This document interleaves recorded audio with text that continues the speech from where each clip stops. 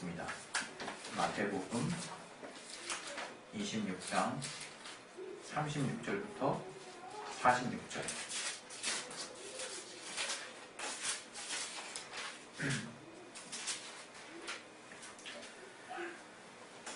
예, 우리 찾으시면 우리 교독하도록 하겠습니다. 36절부터 제가 먼저 읽고 여러분이 번갈아 가면서 읽겠습니다. 이에 예수께서 제자들과 함께 겟세마네라 하는 곳에 이르러 제자들에게 이르시되 내가 저기 가서 기도할 동안에 너희는 여기 앉아 있으라 하시고 베드로와 세베대의 두 아들을 데리고 가시되 고민하고 슬퍼하자 이에 말씀하시되 내 마음이 심히 고민하여 죽게 되었으니 너희는 여기 머물러 나와 함께 깨어 있으라 하시고 조금 나아가서 얼굴을 땅에 대시고 엎드려 기도하여 가라사대 내 아버지여 만일 할만하시거든 이 잔을 내게서 지나가게 하옵소서.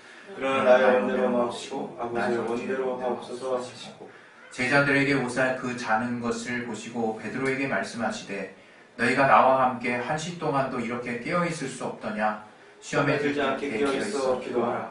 마음에는 원이로되 육신이 약하도다 하시고 다시 두 번째 나아가 기도하여 가라사대 내 아버지여 만일 내가 마시지 않고는 이 잔이 내게서 지나갈 수 없거든 아버지의 원대로 되기를 원하나이다 하시고 다시 오사 보신즉 저희가 자니 이는 저희 눈이 피곤함이라. 또 저희를 드시고 나아가 세 번째 동일한 말씀으로 기도하신 후 이에 제자들에게 오사 이르시되 이제는 자보시라. 보라 때가 가까웠으니 인자가 죄인의 손에 팔리우느니라. 일어나라 함께 가자. 보라 나를 파는 자가 가까이 왔느니라. 아멘. 네, 오늘 이 말씀 통해서 하나님이 우리 교회에 또 여러분의 또 가정에 여러분의 삶에 필요한 말씀을 주실 것입니다. 그 말씀을 우리가 받을 동안 또 하나님의 선한 또 인도하신 가운데 내가 하나님의 말씀과 좋아할 수 있도록 하나님 말씀 순종할 수 있도록 성령으로 감동되기를 바라고 우리 시간에 잠깐 또 우리 기도하겠습니다. 하나님 아버지 성령으로 충만하게 하시고 인도해 주시옵소서. 하나님 역사해 주시고 도와 주시옵소서. 아버지 붙들어 주시고 인도해 주시옵소서. 아버지 주님이 함께 하시고 역사하시는 귀한 은혜와 성령 안에 넘치시도록 도와 주시옵소서. 깨닫게 하시고 인도해 주시옵소서. 아버지 정말 붙들어 주시고 깨닫게 하시고 인도해 주시옵소서. 주기 참으로 감사하며 예수 이름으로 기도했습니다. 아멘. 우리가 다 아는 바와 같이 하나님은 자신이 뜻하신 바대로 행하시는 분이십니다. 그 어느 하나도 하나님이 뜻이 없이 이루시는 일이 없습니다. 그 얘기는 뭐냐면 우리가 예수 안에 들어왔다면 이제 예수 안에서 우리 앞에 벌어지는 모든 일 가운데 우리는 하나님의 뜻을 발견해야 된다라고 하는 것을 의미하는 것입니다. 다시 말하면 여러분이 하루하루 무의미하게 산다라고 느껴지는 무력한 날들이 있을 수 있어요. 그것은 아마 우리가 연약하기 때문에 인생을 사는 동안 자주 찾아오는 것 같습니다. 그러나 그러한 날들로 여겨진다 할지라도 우리는 항상 그런 날들 가운데 하나님이 이 무기력해 보이는 이 환경 가운데 어떠한 뜻을 우리에게 주시려고 하는 것일까라고 하는 것들을 생각할 필요가 있습니다.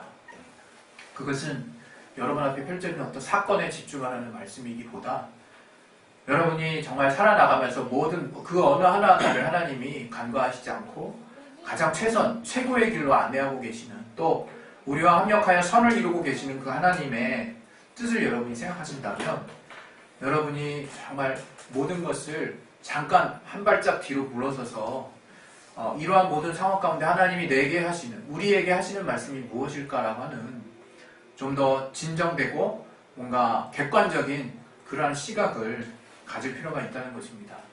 우리가 우리 앞에 펼쳐진 어느 한 사건에 몰두하게 될 때는 보이는 게 하나도 없어요.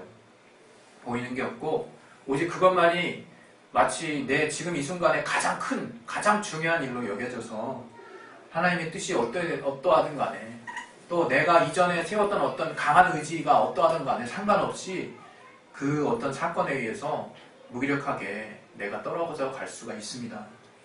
그러나 그러한 모든 상황들이 지금 우리가 이렇게 하나님 앞에 서 있는 과정 가운데서 다 지나간 일이 되고 있다는 것을 우리는 너무나 확실히 알고 있고 그 지나간 일 가운데 부인할 수 없는 것은 내가 조금 더 그랬었으면 하는 후회가 있는 것도 분명한 사실이었다는 거예요.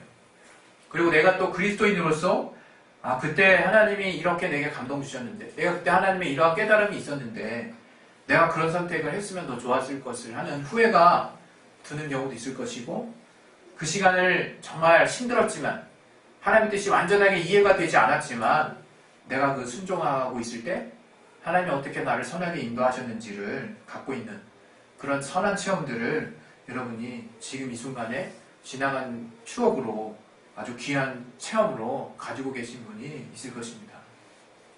그것처럼 우리가 하나님의 뜻을 완전히 이해할 수 없다는 것을 또 여러분이 아셨으면 좋겠어요. 그러나 한 가지 또 분명한 사실은 하나님의 확실한 또 한 가지의 뜻은 여러분이 항상 마음에 두고 사셨으면 좋겠어요. 그 하나님의 그 확실한 뜻이 무엇이냐? 바로 우리를 향하신 긍휼하신 뜻이라고 하는 거예요. 여러분이 아마 모든 하나님의 뜻 가운데 그 앞에 관형사를 이렇게 넣으면 좋지 않을까 싶어요. 그냥 긍휼하신 이렇게. 그래서 하나님의 뜻 그냥 그렇게 하지 마시고 하나님의 뜻 하면 나를 향하신 긍휼하신 뜻 이렇게 한번 생각해 보셨으면 좋겠어요. 그러면 과연 그 뜻이 내가 지킬 수 없는 것들이 분명히 우리는 한계가 있기 때문에 지킬 수 없을 것 같은 것이 있습니다. 있어요.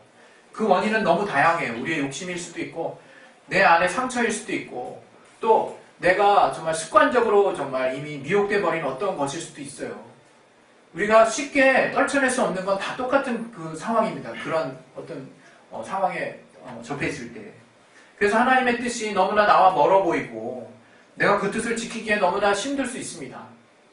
그러나 분명한 것은 하나님이 그러한 우리에게 향하신 의지를 표명하시기 이전에 가장 우리도 낳기 이전에 우리가 있기도 전에 하나님이 확실하게 우리를 향하신 뜻 하나를 먼저 세우셨는데 그것은 우리를 사랑하신다는 거예요. 하나님이 우리를 긍휼히 여기시기로 작정하셨다는 겁니다. 그것을 우리 인류가 너무나 참 무지하고 또 동일한 실수를 저지르는 그 습관적인 어떤 폐륜에 속해 있는 가운데서도 하나님은 구약부터 시작해서 우리를 점진적으로 하나님의 선한 인도하심, 하나님의 긍휼하심이 무엇인지, 과연 하나님의 뜻이 무엇인지를 그래도 우리가 점진적으로 알아갈 수 있도록 하나님이 계시하셨습니다. 그리고 이제 그 아들 예수를 십자가에 또 보내시고 또 이제 우리를 향해서 성령을 통해서 그 십자가의 사건이 과연 무엇을 의미하는지를 선명하게 우리에게 알게 해주신 거예요. 바로 우리를 사랑하신다는 겁니다. 지난주에 말씀드린 것처럼 공평하게 누구 하나 소외됨이 없이 완전하게 또 각각을 향해서는 하나님이 자신의 모든 것을 다 정말 드리신 것처럼 목숨을 다 드리신 그 사랑을 바로 우리 각각에게 주신 것입니다. 그래서 우리가 그 하나님의 뜻을 이해하는 것이 신앙생활의 척결입니다. 우리가 신앙생활 많이 했다고 하지만 여전히 제가 볼 때는 하나님을 참 모르시는 것 같아요. 그것은 제가 어떤 탁월한 신학자처럼 신학적인 어떤 식견이 많아서도 아니고요. 또 하나님을 체험하는 분량이 특별히 여러분들보다 더 많아서도 아닙니다. 저는 한 가지 확실히 아는 거 하나를 가지고 있기 때문입니다. 그것은 다른 분들이 가지고 있을 수도 있고 또 여전히 하나님을 계속 오해하는 사람들에게는 먼 내용일 수 있는데 그것이 바로 제가 좀 전까지 계속 여러분과 말씀드렸던 하나님이 저를 사랑하신다는 그 사실 하나예요. 하나님이 나를 사랑하시기 때문에 이것은 아주 한없이 이기적으로 생각하셔도 됩니다.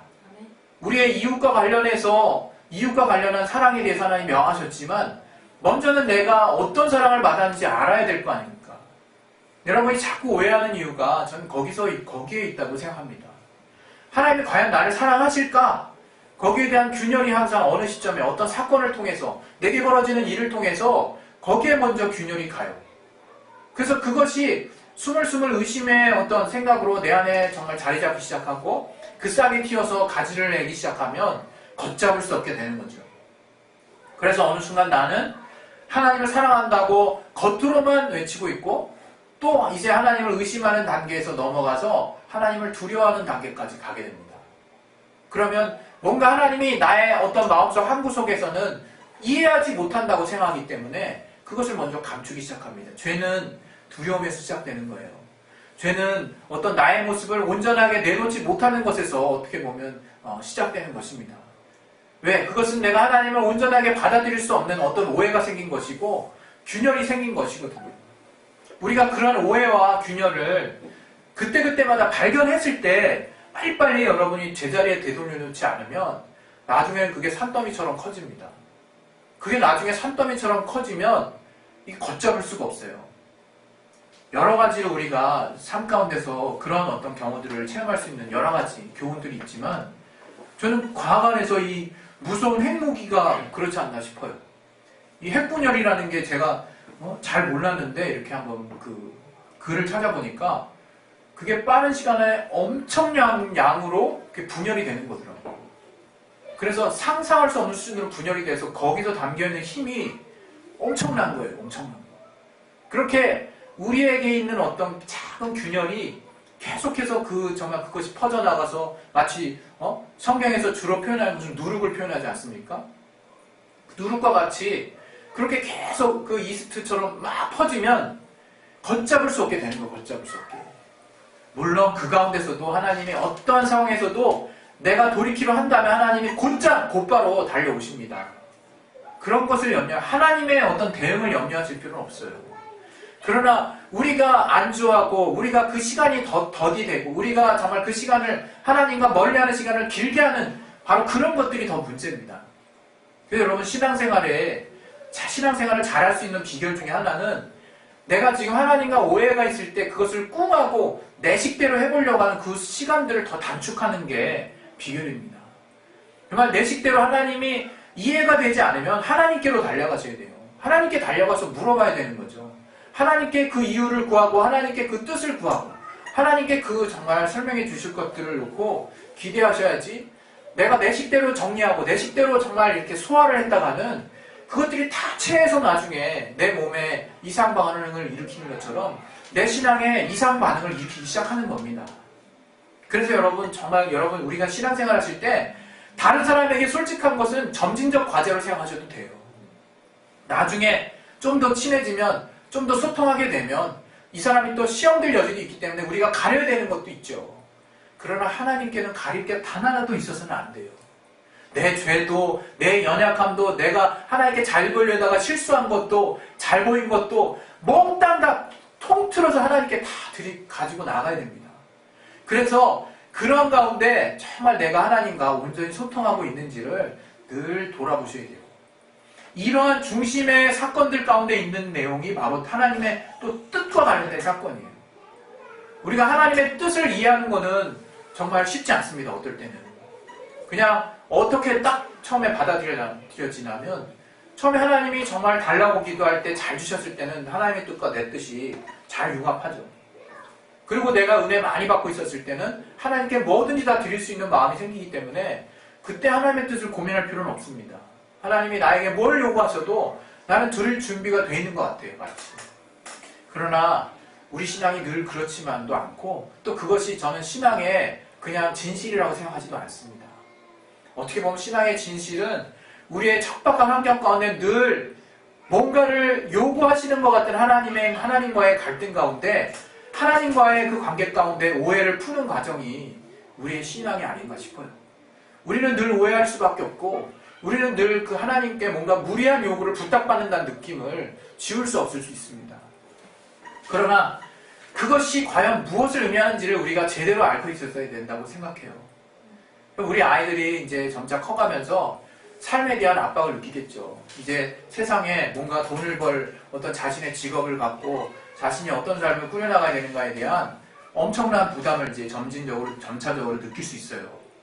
그러나 또 한 가지 감사한 것은 저들이 이제 앞으로 어떠한 삶을 살아야 될 것인가에 대한 자각이 점점 커진다는 거예요. 그래서 그런 어떤 자기 안에서의 깊은 책임의식 때문에 이제 이전에는 엄마가 하라 하는 것만 했다가 이제 자발성이 점점 더 커진다는 거죠. 그건 신기하게 저들의 나이가 올라갈수록 자발성이 더 커지는 것 같아요. 이게 우리 아이들 첫째부터 다섯째가 있는데 우리 막내는 자기 맘대로 하죠. 근데 우리 첫째는 이 부모가 또 이 자식이 어떻게 해야 잘 될지에 대해서 안내해주는 것들을 이제는 곱씹습니다. 마음에 두고 이제 자기의 삶을 향해서 뭔가 자신을 투자하려고 하는 쪽에 의지를 쓰기 시작해요. 그런 모습들을 보면 우리가 비록 내가 지금 당장 하고 싶은 것은 이러한 것들인데 내가 어쨌든 나의 앞날을 위해서 나에게 정말 잘 되라고 하시는 그 부모님의 어떤 말씀을 따라서 내가 이렇게 해야겠다라고 결심하고 있는 그런 의지들이 너무 귀하게 여겨져요. 마찬가지입니다. 신앙도 마찬가지예요. 우리의 사랑하시는 아버지가 우리를 향해서 내놓으라고 하시는 걸까? 우리의 사랑하시는 아버지가 우리를 향해서 뭔가를 계속 지금 요구하고 계시는 걸까? 여러분이 그것을 아주 진지하게 생각을 해보셔야 되는 거예요. 아주 여러 번 곱씹고 생각을 해보셔야 되는 거예요. 그래서 그 부분이 정리가 되셔야 되는 거예요. 그 부분이. 과연 나의 아버지는 나에게 무엇을 요구하고 계신가? 나에게 무엇을 말하시는 걸까?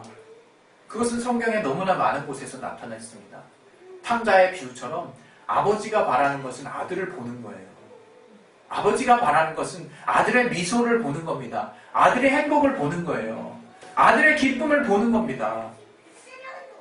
근데 우리는 많은 부분에 있어서 하나님께 뭔가 제사, 뭔가 거룩하고 구별된 뭔가를, 나의 전부를 제사처럼 갖다 드리고, 그래서 나의 어떤 노력과 나의 수고와 나의 최고의 열심을 하나님께 보여드리고 나타내고, 그렇게 하나님께 뭔가 내가 어필을 해야만 하나님이 어떠한 수준 안에 도달했을 때 응답하시고 반응하시고 나에게 다가오시는 그런 분으로 하나님을 종교적으로 만들어버렸어요. 하나님을 종교 안에 속한 그 종교 안에 속한 교주 마냥 그렇게 우리의 신앙이 변질되어 버렸습니다. 여러분, 정말 그래서 우리가 신앙을 회복해야 돼요. 하나님의 뜻은 우리를 사랑하는 거예요. 그 사랑한다라고 하는 뜻에 다 담겨 있습니다. 우리를 사랑하시기 때문에 우리에게 정말 복음을 전하라 하시는 것이고, 우리를 사랑하시기 때문에 가라고 하시는 것이고, 우리를 사랑하시기 때문에 정말 이웃을 사랑하라 하시는 것이고, 우리를 사랑하시기 때문에 하나님이 이 일을 하라고 하신다라고 여러분이 한번 그렇게 공식을 한번 접목을 해보시고 그 결과가 나에게 어떻게 다가오는지 지켜보셨으면 좋겠어요. 정말로 지켜보셨으면 좋겠어요.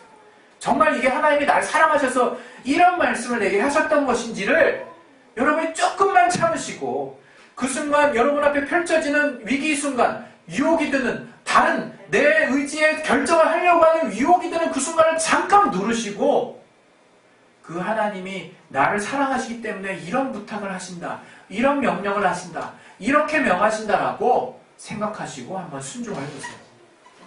과연 하나님이 어떻게 여러분을 인도해 가시는지 저는 엄청 기대돼요. 여러분, 정말 우리 개인적인 삶도 마찬가지고 교회도 마찬가지인 것 같아요. 교회도 정말 겨울과 같은 때가 있는가 하면 봄과 같은 때가 또 있다고 생각합니다. 그것은 그냥 우리 눈으로만 보는 것이기 때문에 우리 눈은 겨울이고 봄이고 이렇게 분별을 하기에 바빠요. 그러나 하나님의 선하심은 늘 우리의 교회가 최고의 어떤 길을 갈 수 있도록 안내하신다고 그렇게 믿으셔야 돼요. 또 우리의 삶이 하나님이 우리가 비록 흐트러 놓고 망가뜨리고 또 망쳐놨다 할지라도 그것을 돌이켜서 최선의 길로 안내하고 계신다는 것을 여러분이 또한 믿으셔야 돼요. 그 가운데 있는 것이 하나님의 뜻입니다. 오늘 이 본문을 보면 예수님께서 3번을 기도하세요. 3번을 기도하시는데 그 기도의 내용이 사실 동일해요. 여기 내용을 다시 보시면 36절부터 기도하시는데, 여기서 보시면 예수님이 얼마나 인간적으로 고뇌를 갖고 있는지도 그대로 나타나요. 이걸 굳이 하나님이신데 뭐 슬픔이 있을까 뭐 이렇게 여러분이 헷갈리실 필요 없어요. 예수님이 완전한 우리의 성정을 가진 인간으로 나타나셨습니다. 우리와 같은 완전한 몸을 입고 나타나셨어요.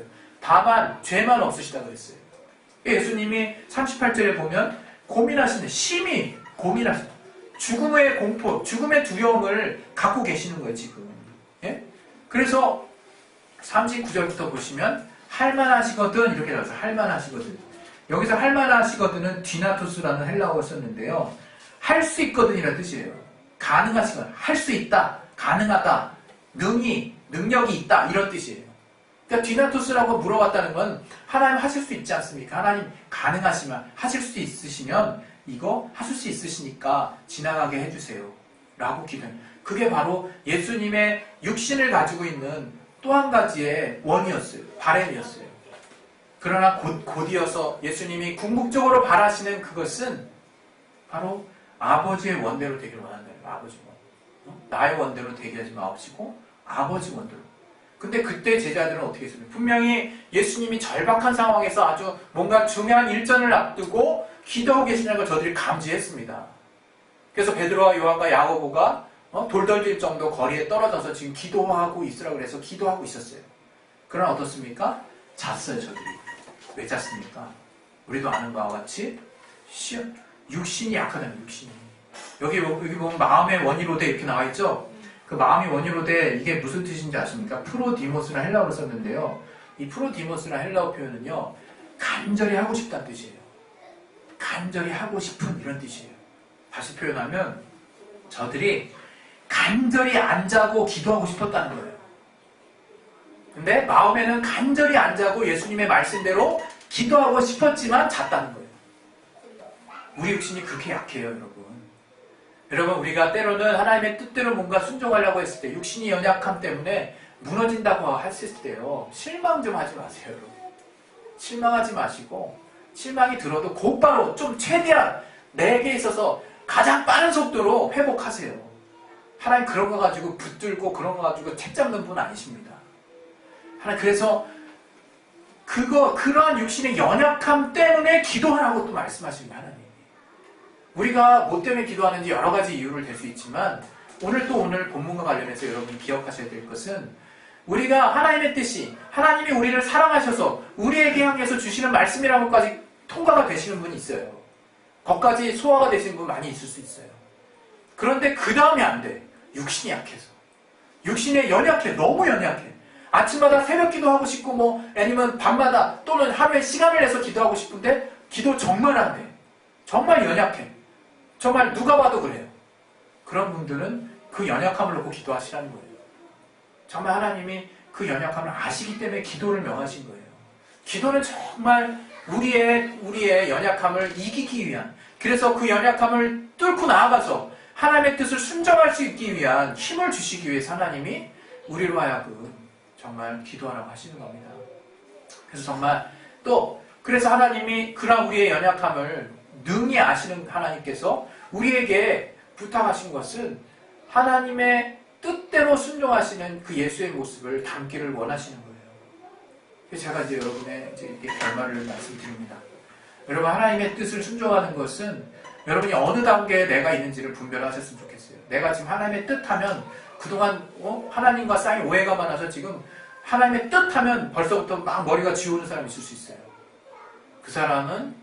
그분은 하나님의 뜻이 나를 사랑하기 때문에 하나 주시는 뜻이다라고 하는 부분을 먼저 소화하셔야 돼요. 그게 소화가 되기까지 하나님의 뜻을 여러분 사실상 순종하면 점점 더 멀어집니다. 하나님과 관계가. 안타깝지만. 왜? 내가 지금 마음으로 닿을 수 없는 상태이기 때문에. 근데 그 부분이 이제 어느 정도 소화가 되신 분은 이제 하나님의 뜻을 지킬 수 있는 힘을 달라고 기도하세요. 하나님의 뜻을 순종할 수 있는 능력을 달라고 기도하세요. 우리가 정말 완전하고 전능해서 하나님이 정말 하나님의 뜻을 주신 게 아니에요. 분명히 실수할 수 있고 넘어질 수 있기 뻔히 아시지만 그래서 성령께서도 하나님의 뜻대로 기도하신다 그랬어요. 로마서 8장 27절에. 우리를 위해서 간구하시는데 하나님의 뜻대로 우리를 위해서 간구하신다고, 하나님의 뜻대로 간구하신다고 분명히 말씀하고 계십니다. 여러분, 하나님의 뜻하면 여러분이 그냥 다리에 쥐오고 머리에 쥐오지 마시고 와, 나를 사랑하셔서 이렇게 뜻을 알려주시는구나, 이렇게 생각하시기 바랍니다. 하나님 뜻 순종하는 것은 우리가 외계에 따로 떨어져 있는 게 아니에요. 남들은 다 상식적인 삶을 살고 있는데 나는 하나님의 뜻 순종하기 때문에 이렇게 멀리 동떨어진 삶을 사는구나. 아유 슬퍼. 정말 어리석은 사람이에요. 정말 우리가 하나님의 뜻대로 사는 삶이 더 많이 깨달아지고 더 많이 그 뜻을 알게 되는 사람이 있다면 하나님 그 사람 정말 사랑하셔서 하나님의 사랑을 내가 또 계속 잘 받고 있어서 그런 삶으로 더 나아가고 있다는 걸 깨달으시기 바랍니다. 여러분, 쉽게 얻어지는 삶이 아니에요. 그 삶을 통해서 하나님이 분명히 정말 손에 쥘 수 있을 만한 영광스러움이 뭔지를 알게 해 주실 것입니다. 우리 그것을 사모하는 자들입니다. 그리고 이 땅에 하나님 우리 필요를 하나님 절대 무시하시는 분이 아니시라는 거 오해하지 마시고, 내가 그분의 뜻을 순종하면 내 뜻은 멀어지겠거니 자꾸 착각하지 마시고, 내 뜻에 궤도 수정이 필요하다면 능히 내 뜻도 하나님이 거스르실 것이고, 내 뜻이 하나님의 뜻 안에 있다면 그 뜻을 더 잘되게 하실 것이고, 내 뜻이 좀 더 기다릴 필요가 있다면 하나님이 기다리게 하실 것입니다. 그 모든 그 상황 가운데 중요한 것은 하나님의 뜻 가운데 이루어진다는 것이고, 그 뜻은 우리를 사랑하시기 때문에 주셨다는 것을 절대로 여러분 잊지 마시기를 예수 이름으로 축원드립니다. 할렐루야. 우리 시간에 기도하겠습니다. 기도하실 때 살면서 여러 가지 정말 오해가 있을 수 있지만, 하나님이 분명한 우리를 향한 뜻을 가진 것은 바로 우리를 사랑하신다고 하는 거예요. 하나님이 참 우리를 사랑하시는 것처럼, 그 사랑하시는 우리에게 뜻, 네가 날 사랑하니까 이 정도는 들어줘야 되지 않니? 이게 내 뜻이야. 이렇게 받아들이시지 마세요. 너희를 사랑하기 때문에 내가 이런 뜻을 세운 것이다 라고 그렇게 이해하시고 받아들이시는 것이 정상입니다. 우리 시간에 정말 예수의 한 번씩 기도하실 때 내가 하나님의 뜻을 더 순종할 수 있도록 도와주시고, 그 뜻을 순종하는 가운데 성령으로 이해되게 하시고 깨닫게 하시고, 또 그 순종했을 때 하나님이 나를 어떻게 사랑하셨는지를 더 구체적으로 체험할 수 있는 선한 길들을 내게 계속 인도해 주시고 역사해 달라고 우리 시간에 예수의 한 번씩 기도하겠습니다. 예수요!